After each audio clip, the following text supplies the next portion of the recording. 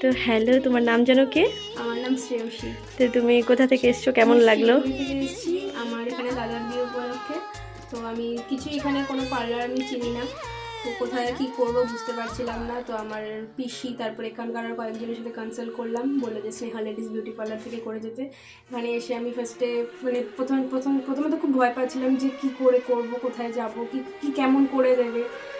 তো এখানে এসে যখন করলাম, আমি হেয়ার ওয়াশ করিয়েছি, ভীষণ সুন্দর করেছে, আমি প্রচণ্ড স্যাটিসফাইড।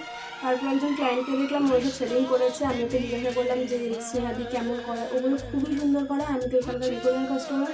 তাই ভাবলাম আমি কোনোদিন লাইফে ট্রাই করিনি, ভীষণ ভয় পাচ্ছিলাম।